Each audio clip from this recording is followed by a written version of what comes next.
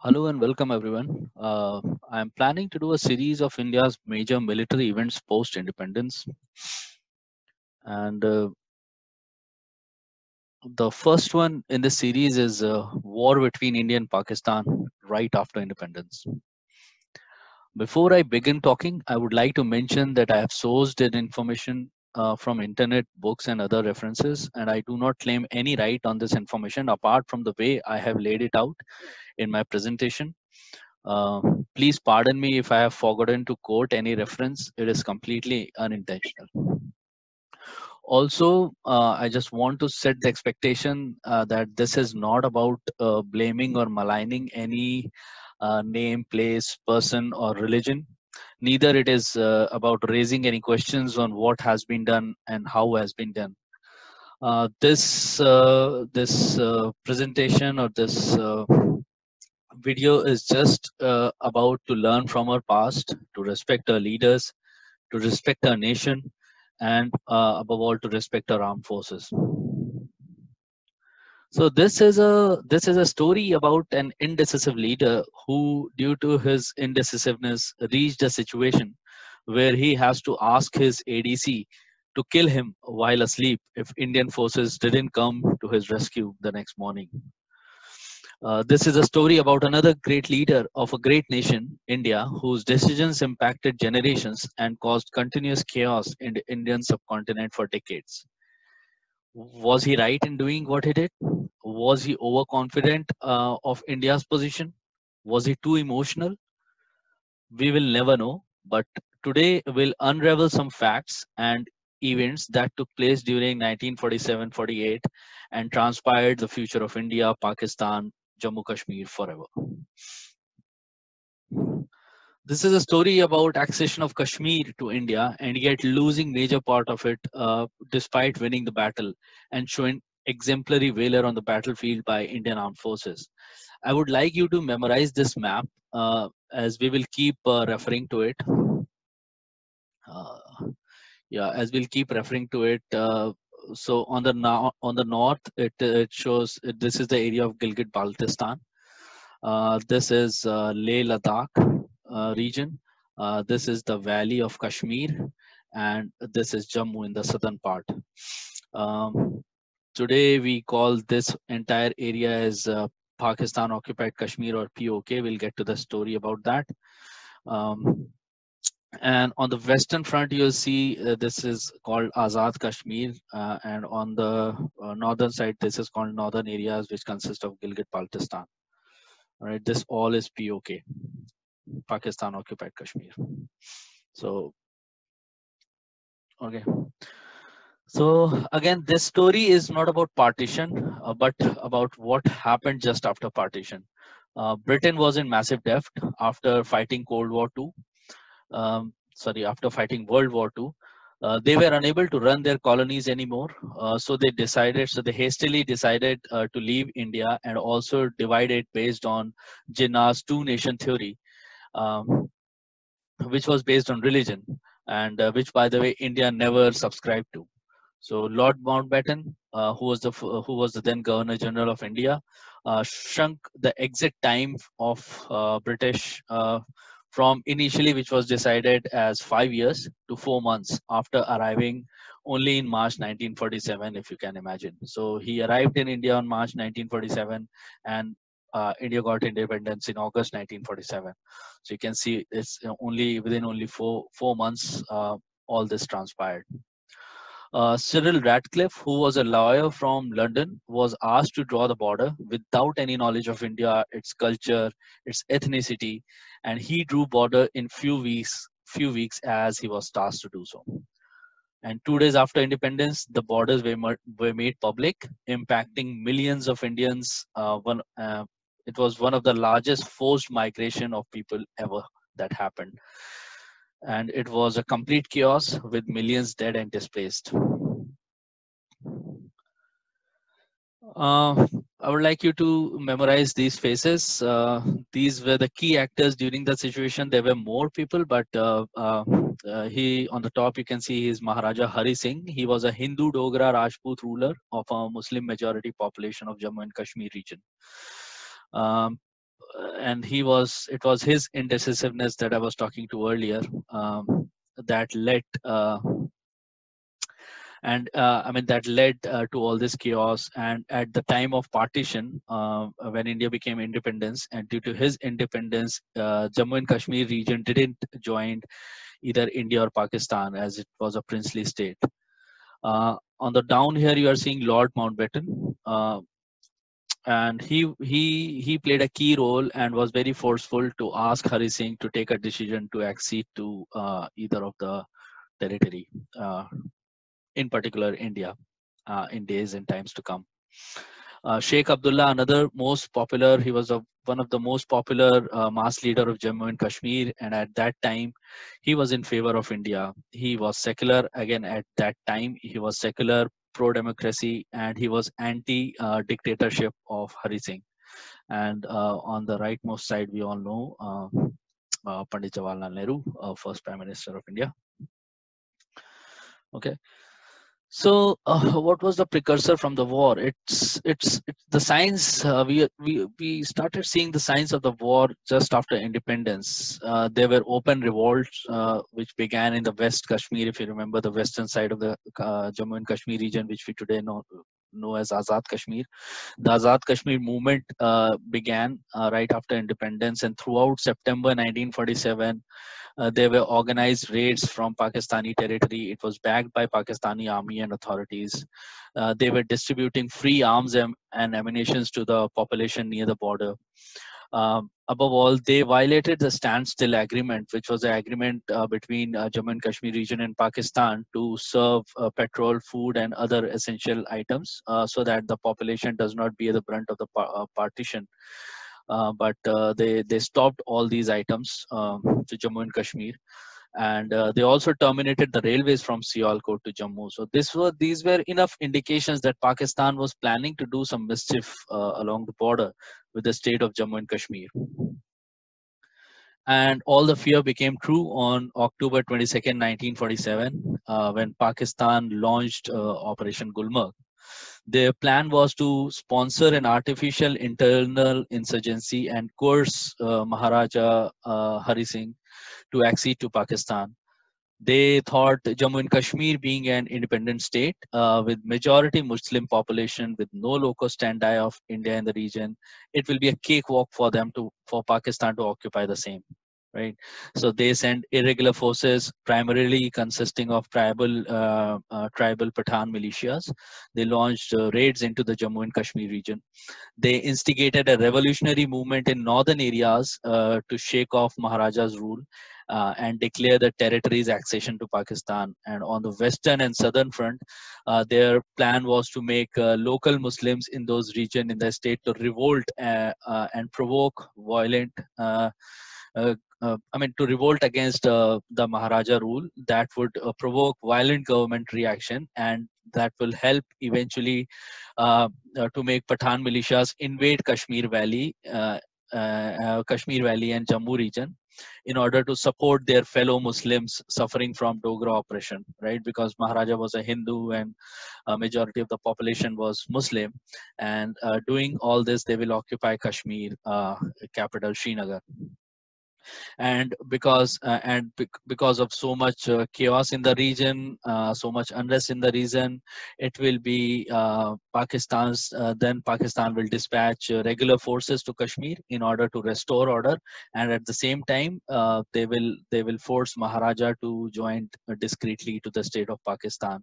So this was the plan to create chaos in the region, by sending Pathan tribal militias, and then by asking to create revolt from within the local population against the establishment, and then Pakistan intervention, asking Maharaja to cede to Pakistan with the full state of Jammu and Kashmir. So that was their plan, and that was what Operation Gulmarg goals and objectives were.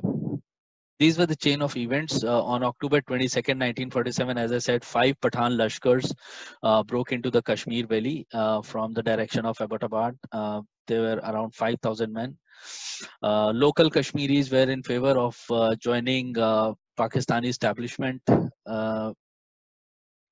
They were first in the area of Poonch, and later they spread to the other areas of western and southern Kashmir, and soon they reached Muzaffarabad, which was only 164 kilometers away from Srinagar.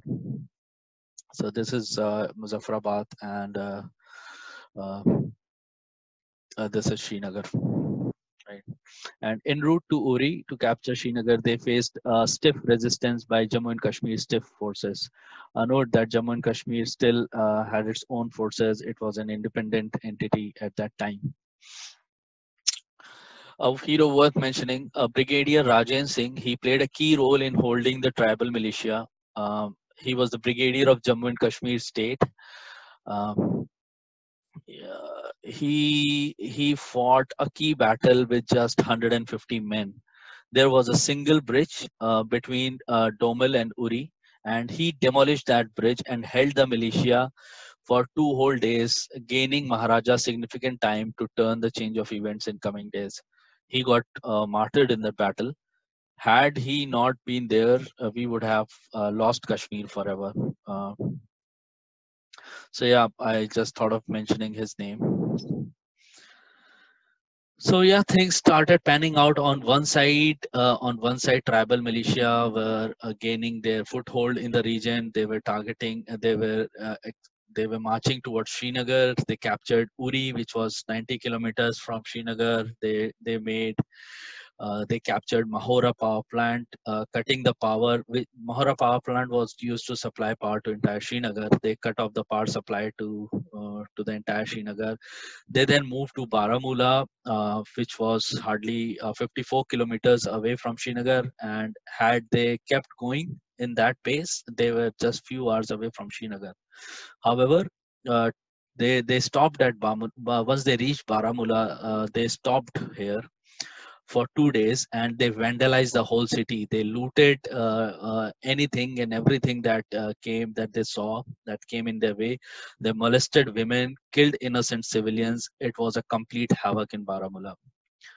On the other side, on October 24th, Pakistan organized the formation of Azad Kashmir government with its capital at Muzaffarabad, and raiders were called Azad Kashmir forces. And Azad Kashmir government immediately declared its independence from the Kashmir state. And in the parallel, on 24th October, Jammu and Kashmir state appealed India to save them from this whole chaos, from the attack on its northern and western front. And on 25th of October, India decided to send the secretary to the government of India under Ministry of States, Mr. V.P. Menon, to Kashmir. V.P. Menon met the then Prime Minister of Jammu and Kashmir, Meher Chand Mahajan, and he was just commissioned to. He was just told that India has no locus standi. India cannot intervene in the current situation unless and until Jammu and Kashmir accede to India. On 26th October, Maharaja was informed about all this, and then instrument of accession was signed on the eve of 26th of October. So on 27th morning, after the signing of instrument of accession at 9:30 a.m., Indian Army 1 Sikh regiment landed at Srinagar. They didn't knew the atmosphere at Srinagar, even if they didn't knew even if the airstrip is safe to land or not. Sheikh Abdullah at that time played a key role and stood by Indian Army and explained Kashmiri people to support Indian troops, that they are and they are not alone in this. And Indian Army was led by Lieutenant Colonel Devan Ranjit Rai. Instead of establishing a defensive parameter, constructing defensive positions, and sending out careful probing patrols, the battalion commander left a small force at the airfield for the airport security, airfield security, and immediately advanced in the direction of Baramulla. And we also, because of this very reason, we also celebrate till today, 27th October, as Infantry Day in India. So So while this was happening, during the time from October to November, Indian forces started its counter-offensive. They fought Battle of Shalatang. Baramulla was recaptured on November 10th. On November 13th, Uri was recaptured. However, Indian forces were making a significant progress on the western front, but on the northern front, a local insurgent movement was taking place called Jange Azadi Gilgit Baltistan. It was a revolutionary movement, and it was backed by Gilgit Scouts. Gilgit Scouts mutinized against the state army. Gilgit Scouts were locally raised paramilitary forces that was raised by British officers. Mr. Brown was the name of the British officer who instigated the mutiny. Mr. Maharaja's Brigadier Gansara Singh, commander of Jammu and Kashmir forces, was overthrown. So was overthrown from this region, and a local provincial government was formed in the region, in the northern region of Gilgit-Baltistan, which then acceded to Pakistan immediately. So while we were gaining significant ground on the western front, on the northern front, we started having other difficulties, and Gilgit-Baltistan, due to this revolutionary forces mutiny, instigated mutiny, and Gilgit-Baltistan acceded to Pakistan. On 3rd of November, a batch of three companies, a company comprises of 120 soldiers, was deployed to Budgam area on patrol duty. So I took a map. I took this pic from the Google map to depict where Budgam is and how far it is from Gulmarg to give in perspective. It was a peaceful area at that time. The objective of the companies was to check the infiltrators who were moving towards Srinagar from the north, right? As there was no enemy movement, two of the three deployed companies returned to Srinagar at 2 p.m. However, Major Somnath Sharma's D company was ordered to stay in the position until 3 p.m. Now, at 2:35 p.m., Sharma's companies was fired upon from the local resident houses in Budgam, but counter fire was not ordered to avoid injuring or killing innocent civilians. That's how Indian Army is, even though they are under fire, but they were not doing counter fire just to avoid any collateral damage. Damage. Suddenly, a tribal Lashkar of 700 infiltrators approached Budgam from the direction of Gulmarg. D Company was soon surrounded from three sides and sustained heavy casualties from uh, mortar fire. And Major Sharma realized the importance of holding on to his position, as both the city of Srinagar and the airport would be vulnerable if lost. Under heavy fire and outnumbered by the ratio of 7 to 1, he urged his company to fight bravely, often exposing himself to the enemy fire as he ran from one post to another. When heavy casualties adversely affected the company's firing power, Major Sharma himself distributed ammunition to his men, operating light machine guns. While busy fighting the infiltrators, a mortar shell exploded on a pile of ammunition near him. Before he succumbed to his injuries, he transmitted a message to his brigade headquarters, which read, "The enemies are only 50 yards from us. We are heavily outnumbered. We are under devastating fire. I shall not withdraw an inch, but will fight to our last man and our last round." That was the brave Major Sharma. He was the recipient of Paramveer Chakra, India's highest gallantry award, and he was the first ever recipient of Paramveer Chakra. Moving on, while our brave soldiers were fighting it out on the battlefield, there were politics going on at the upper echelons of Indian and Pakistan politics. Jinnah's plan didn't work, right? So he earlier thought that it would be a cakewalk for Pakistan to occupy entire Jammu and Kashmir because the way things were laid out, but then India stepped in for Jammu and Kashmir region, and that made Jinnah panic. He asked British General Gracie to help Pakistan. Um, Gracie was reporting to General Auchinleck, who was the supreme commander of all forces in India and Pakistan. Just to note that it was at that time there was one supreme commander of both the Indian and Pakistan forces until late 1948. So they denied helping Pakistan as it would have been an act of war with India. Jinnah invited Jinnah, I mean, after the military option was ruled out, then Jinnah invited Mountbatten and Nehru to Lahore for peace talks. We can see the tenacity of Jinnah, that, or what should I say, uh, the courage or the ill face of Jinnah, where he, despite doing all this, he invited Nehru and Mountbatten to Lahore for peace talks rather than coming to India. Anyways, there are some stories where Sardar Patel was against Nehru's visit to Lahore, as it is Jinnah who should come.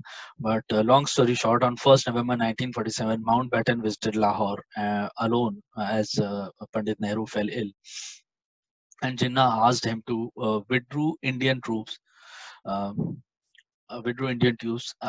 on the promise that Jinnah, if Indian troops withdrew from that region, Jinnah will also call off all the militias.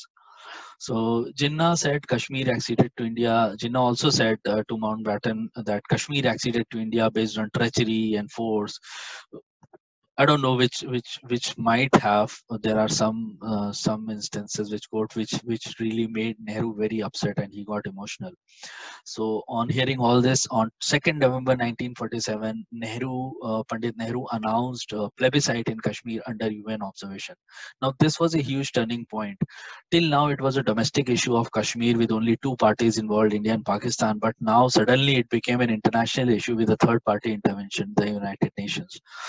Nobody was aware about this kind of announcement, which Pandit Nehru made on 2nd November 1947, and it is going to have a significant impact in the situation of Jammu and Kashmir in days and years to come. So while politics was going on, Indian forces were trying to hold on to their positions, but it was extremely adverse condition for them, with a new territory, extreme weather, and local uprising. Amongst all this, another important post of Mirpur fell in November 1947. This is Mirpur, as you can see. So now, as days and months were passing by, winter started setting in. Intensity of the operations decreased a bit. For Indian forces, the weather was a serious problem. Many soldiers saw snow for the first time in their life. They were not accustomed to the cold weather at all. There was not enough winter clothing and footwear available.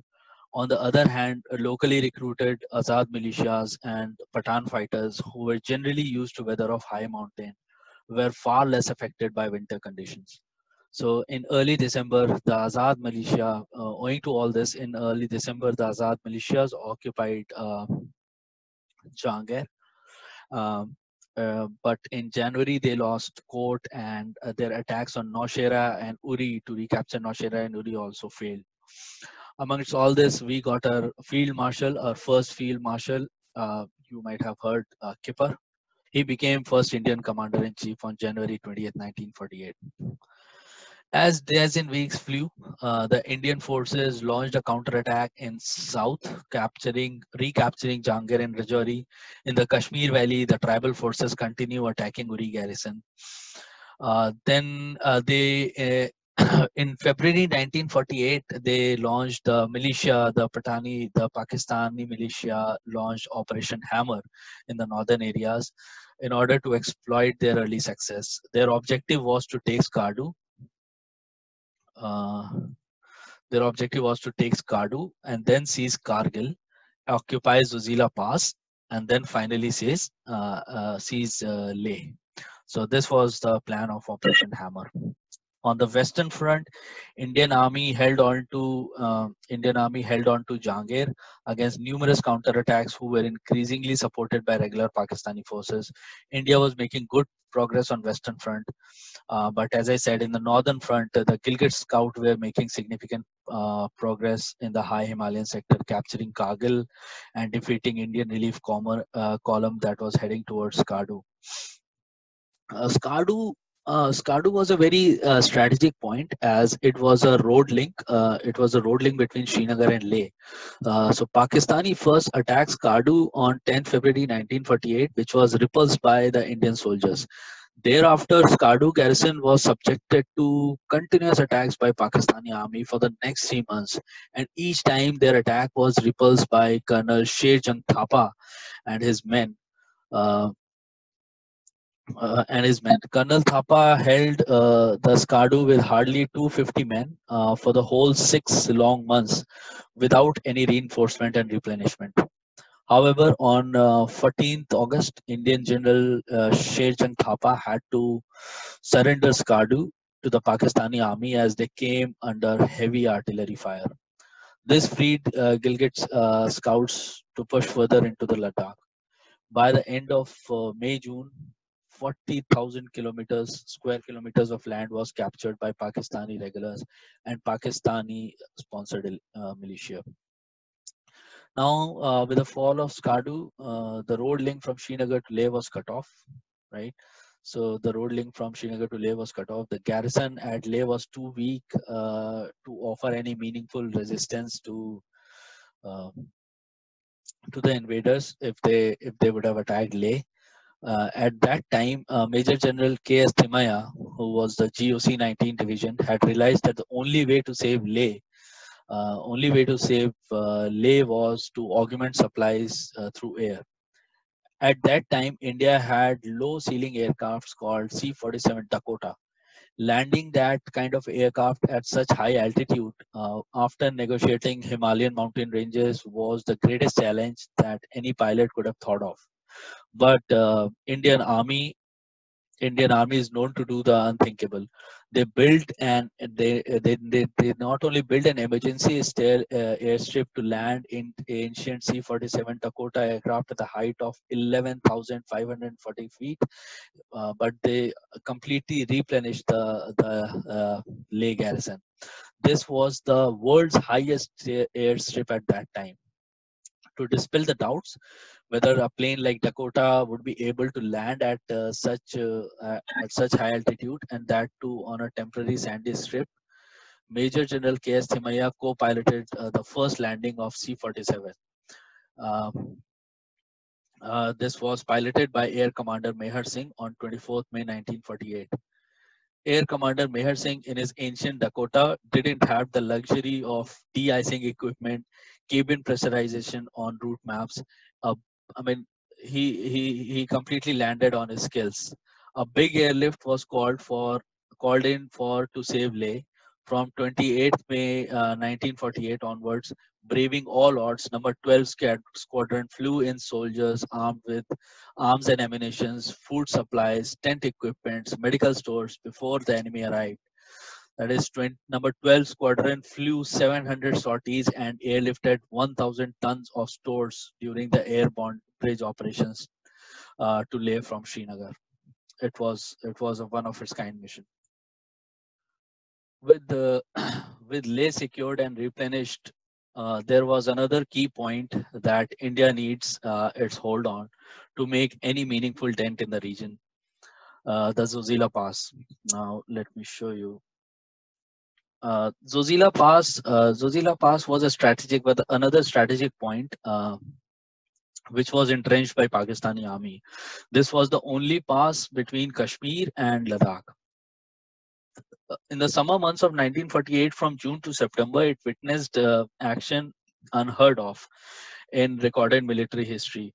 Indian soldiers made a picket. A picket is a soldier or a small group of soldiers performing a particular duty, um, especially to watch out for the army, basically. So they Indian soldiers made a picket at 15,000 feet above sea level and significantly contained Pakistani army progression. However, their attempts to capture Zozila Pass failed due to Pakistani bunkers on further high altitude. One such operation was Operation Duck. It was an unsuccessful attack launched by 77 Parachute Brigade, commanded by Brigadier Atal, to capture Zozila Pass. However, another operation another similar operation was launched by Major General Thimaya to capture Zojila Pass, but this time it was named as Operation Bison, unlike earlier Operation Duck. And General Thimaya decided to take tanks up to Zojila Pass in September 1948. Now, those tracks were not even suitable for human beings to walk up, and General Thimaya instead was talking of taking the tanks up. Imagine. When Major General Thimaya's plan was taken to Indian cabinet for approval, this is how Indian Army works. We work in tandem with the government, unlike Pakistan, where the army rules, right? So even General Thimaya's plan was taken to the cabinet for approval. There was an atmosphere of uncertainty about the ambitious proposal that this man was proposing, as this was an impossible task. And then our then Home Minister Sardar Patel came to his rescue, saying that this man knows his job best. Why are we even discussing this? Anyways, he got the permission. So the two field companies of Madras sappers converted the mule track across Zojila into a jeep track. Now, this road was later named as Thangaraju Road after the name of Major Thangaraju of sappers, who took up the mantle of building that 7-kilometer stretch. You can imagine that while the road was building, they also brought their entire artillery of M5 Stuart Light tanks of 7 cavalry right across Srinagar in a camouflaged way, so that enemy doesn't detect any movement. India then launched a surprise offensive on November 1st. On November 1st, brigade with armor supported by two regiments of 25 pounders and a regiment of 3.7-inch guns. The tribal and Pakistani forces never dreamt of such an attack and were no match for the Indian army. They literally ran for their life like headless chickens, leaving their posts behind. It was an amazing. It was one such offensive that Pakistani still dread of. This was the M5 Stuart Light tanks that changed the game of Zojila Pass. Now, while all this was happening on the battlefield, there was another game of international politics happening several continents away at Geneva and UN headquarters. The announcement by Pandit Nehru to conduct plebiscite in Kashmir under UN observation on 31st December 1947, where India referred the Kashmir problem to UN Security Council. Now, throughout the first half of 1948, United Nations Security Council passed various resolutions asking India and Pakistan to not aggravate the situation, not aggravate the tensions at Kashmir. In United Nations, the US and UK especially lobbied for Pakistan, and the Kashmir issue was twisted to India versus Pakistan issue. Especially England lobbied for Pakistan, and again I say theories that suggest that during the same time, why England supported Pakistan. One of the theories suggests that during the same time England exited from Palestine as well, creating the formation of a new Jewish country, Israel. They were running thin on the goodwill amongst the Muslim countries, and hence backing Pakistan at United Nations. They thought that it will get them some goodwill and will open up access to other countries in the Middle East. June 3rd, 1948, a five-member commission was appointed by the council named United Nations Council for India and Pakistan. Now, you might have heard the name of UNCIP, that is United Nations Council for India and Pakistan. A five-member UN commission passed its first resolution on 13th August 1948, proposing ceasefire and withdrawal of Pakistani troops from the captured Indian territory. Note, at this time, Indian forces have already started gaining control of the territory and were marching ahead and recapturing the foregone posts. After coming back to the battleground, after Major General Thimaya's tank attack, Indian army started marching upwards. Dras was captured on November 15th. Dras was captured on November 15th. Kargil was recaptured on November 24th, with Indian troops advancing from Leh, while their opponents eventually withdraw northwards towards Kadu. Right. By now, Indian army started getting a firm foothold in the entire Jammu and Kashmir region, both on the western and the northern front. pushing the Pakistani militia and the Pakistani troops back. Poonch was also finally relieved after a siege of over a year. Gilgit forces in the high Himalayan region, who had previously made good progress, were finally defeated. While Indian army started gaining momentum on December 31st, 1948, the war the war was ended abruptly. Till that time, Indian forces has repelled Pakistani tribesmen from Poonch in the west and Kargil and the Dras in the north.